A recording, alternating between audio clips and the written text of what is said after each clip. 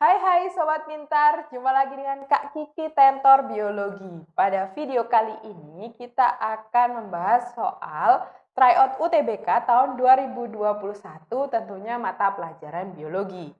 Nah, soal ini itu sudah ada di fitur tes pintar Sobat di dalam aplikasi Aku Pintar.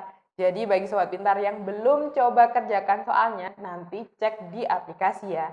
Sekarang langsung saja kita bahas soal-soal berikut ini yuk.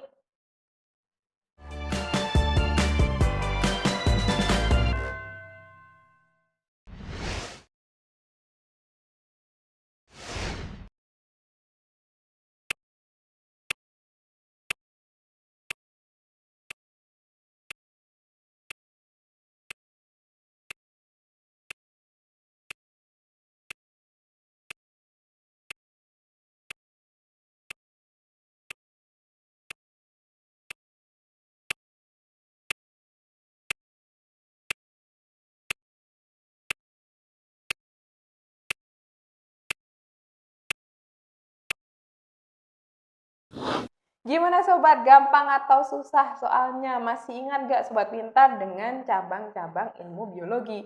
Nah, yang ditanyakan pada soal ini itu adalah cabang ilmu biologi perkembangan. Nah, biologi itu seperti yang Sobat Pintar ketahui memiliki banyak sekali cabang ilmu. Nah, cabang ilmu ini dapat diklasifikasikan menjadi cabang ilmu murni. Kemudian ada juga cabang ilmu terapan. Dan yang terakhir ada cabang ilmu perkembangan. Nah, kalau cabang ilmu murni itu Sobat, berarti itu adalah ilmu-ilmu dasar yang dipelajari untuk nantinya akan dilakukan di berbagai teknologi atau ilmu lain.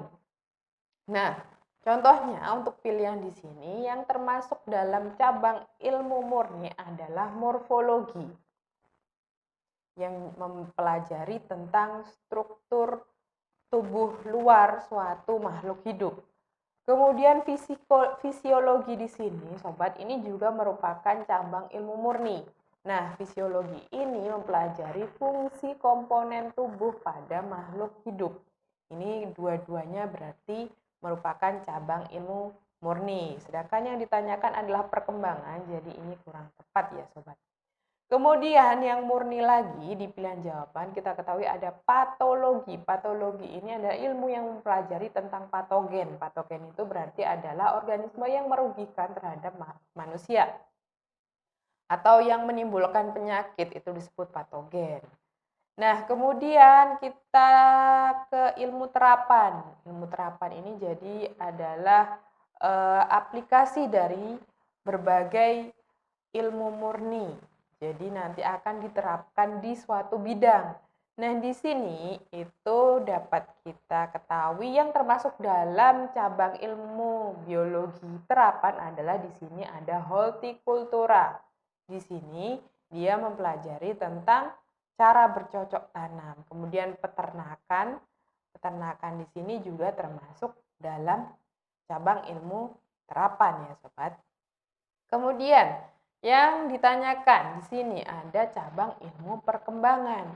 Nah, cabang ilmu perkembangan di sini ini bukan, ini juga peternakan adalah terapa, jadi juga bukan, ini juga bukan. Nah, dapat kita simpulkan jawabannya adalah bioteknologi dan bioinformatika. Nah, bioteknologi ini merupakan ilmu perkembangan dari suatu teknologi dan ilmu biologi. Jadi gabungan antara biologi dan teknologi yang saat ini sedang berkembang. Jadi dia memanfaatkan mikroorganisme dan juga perkembangan teknologi agar dapat digunakan untuk kebutuhan manusia. Kalau bioinformatika itu adalah suatu ilmu terutama ilmu komputasi yang dimanfaatkan untuk analisis suatu data untuk menyajikan suatu data secara biologis. Jadi bioinformatika di sini merupakan cabang ilmu biologi perkembangan. Nah, selain ini itu ada rekayasa genetika. Rekayasa genetika di sini itu juga merupakan biologi perkembangan yang digunakan untuk teknik rekayasa genetika. Nah, rekayasa genetika ini nantinya bisa dipakai juga dalam ilmu bioteknologi. Jadi dalam penerapannya rekayasa genetika ini banyak digunakan dalam bioteknologi. Nah, jadi dari penjelasan Kak Kiki tadi dapat kita simpulkan jawaban yang paling tepat adalah yang A.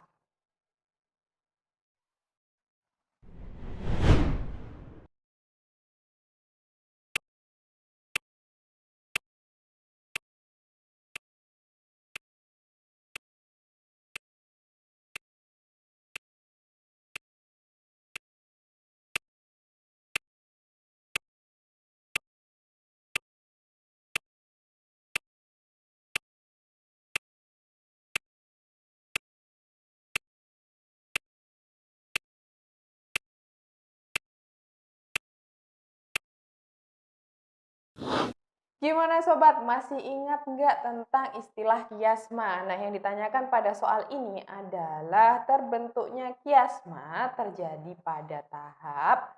Jadi, kiasma itu merupakan kontak antara kromosom homolog yang disatukan oleh sentromer. Jadi bisa disebut juga sebagai kromosom saudara, jadi kromosom homolog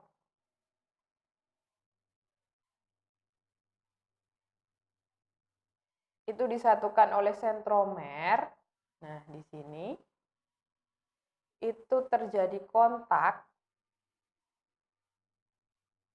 Misal ini pada posisi ini terjadi kontak atau overlapping ya sobat di bagian sini. Nah, apabila terjadi kontak atau overlapping atau penempelan dari kromosom saudara atau kromosom homolog, itu nanti akan terjadi suatu proses yang dinamakan pindah silang. Nah, pindah silang di sini itu memungkinkan adanya peningkatan keanekaragaman genetik dari suatu organisme. Nah, pada pindah silang ini atau terbentuknya kiasma itu terjadi pada proses pembelahan meiosis, sobat. Nah, pembelahan meiosis itu ada dibagi menjadi 5 tahapan lagi, yakni leptoten, kemudian zigoten, pakiten, diploten, dan juga diakinesis. Nah, pada saat terbentuknya kiasma yang memungkinkan terjadi pindah silang, itu terjadi pada tahap diploten, sobat. Jadi, jawaban yang paling tepat untuk soal ini adalah yang D.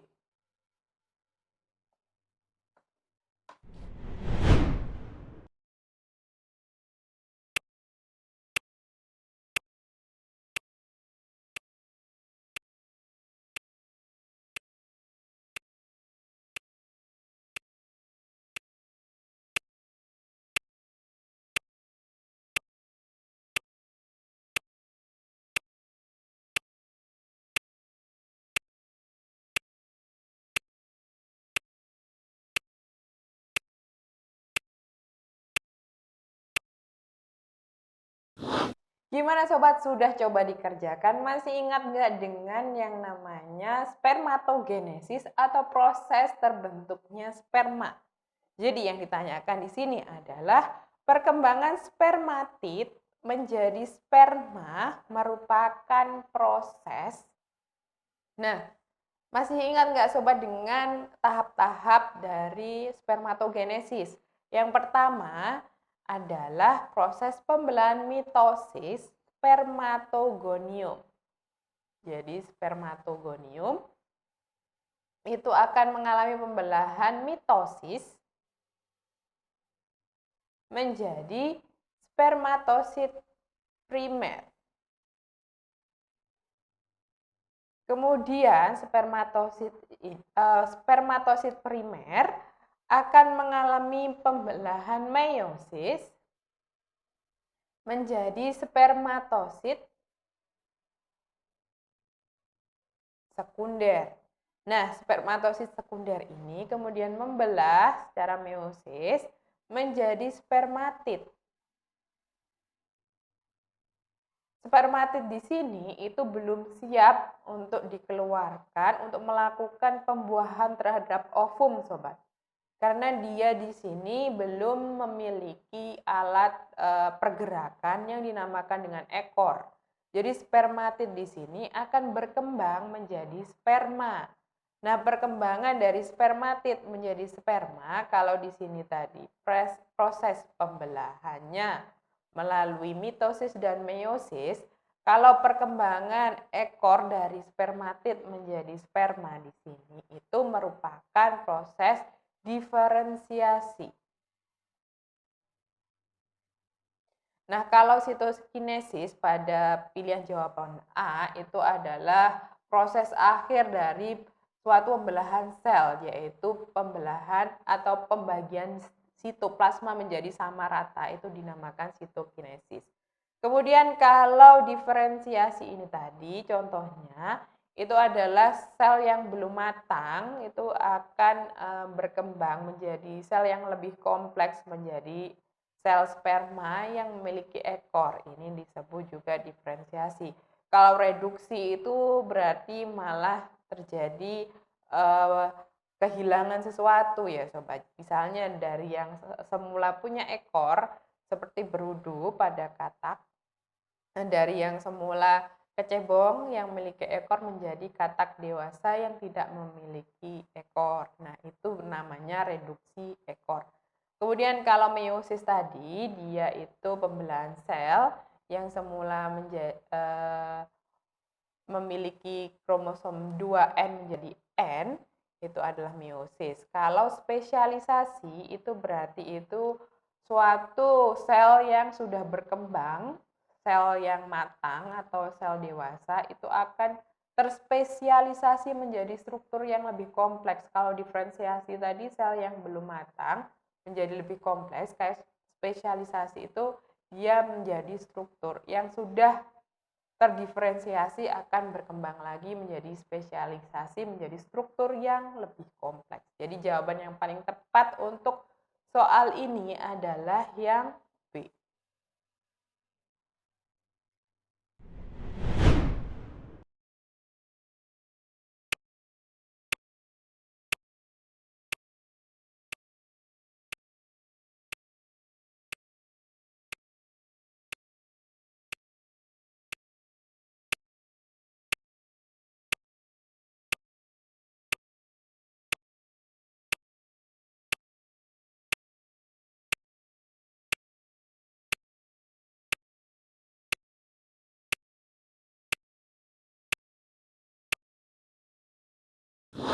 Gimana sobat?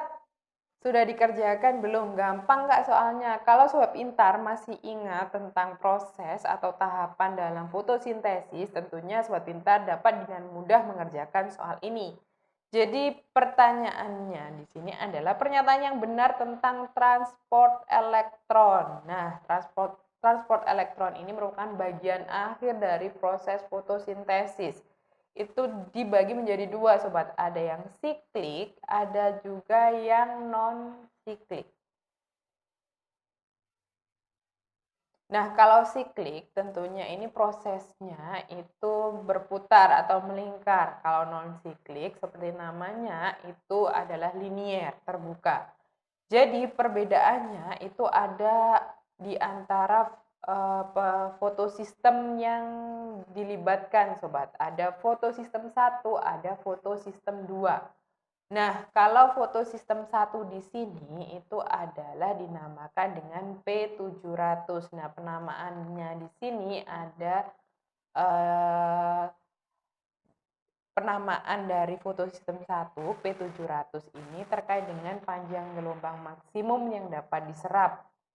Kemudian kalau fotosistem 2 ini dinamakan dengan P680. Nah, kalau transport elektron siklik itu hanya melibatkan fotosistem 1 atau P700 sobat. Sedangkan untuk non siklik itu melibatkan fotosistem 1 dan fotosistem 2. Jadi untuk soal ini dapat kita simpulkan jawaban yang paling tepat adalah yang D. Elektron dari P700 akan ditransfer ke asektor elektron, kemudian kembali lagi ke P700.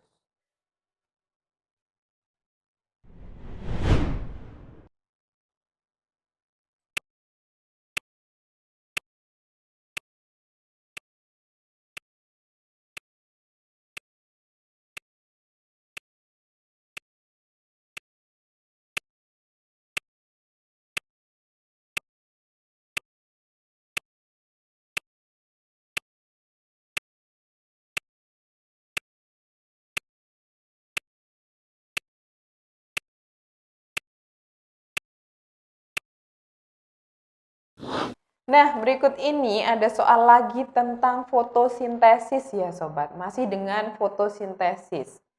Nah, yang ditanyakan pada soal ini adalah penangkapan foton dari cahaya matahari di klorofil yang menyebabkan eksitasi elektron menyebabkan terjadinya. Jadi yang ditanyakan dari soalnya kita dapat simpulkan bahwa pertanyaannya adalah terkait dengan reaksi terang. Reaksi terang ini merupakan salah satu tahapan dari proses fotosintesis. Seperti yang Sobat Pintar ketahui, ada reaksi terang dan reaksi gelap. Nah, reaksi terang di sini seperti namanya, tentunya dia membutuhkan cahaya matahari secara langsung. Karena dia nanti ada proses yang namanya penangkapan foton. Nah, reaksi terang ini terjadi pada kloroplas,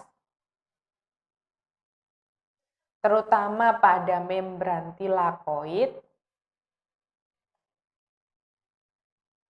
yang disebut dengan grana.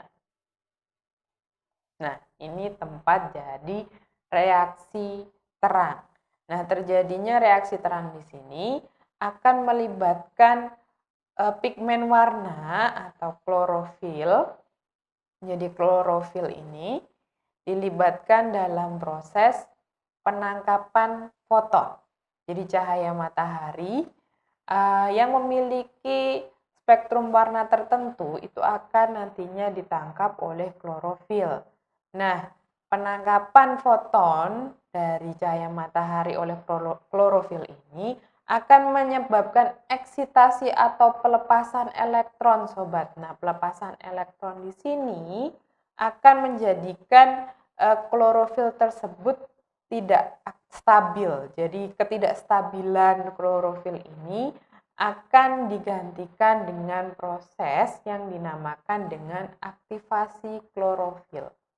Nah, ketika ada rangsangan dari foton ini menyebabkan ketidakstabilan klorofil, maka berikutnya akan mengakibatkan adanya aktivasi klorofil untuk tahapan selanjutnya. Jadi jawaban yang paling tepat untuk soal ini adalah yang B, aktivasi klorofil.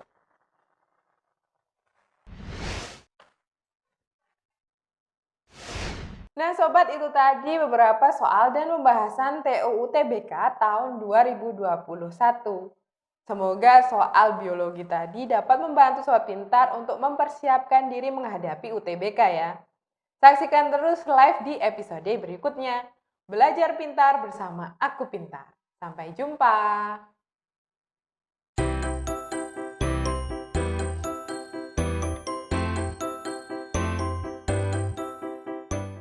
Belajar pintar bersama Aku Pintar. Download sekarang.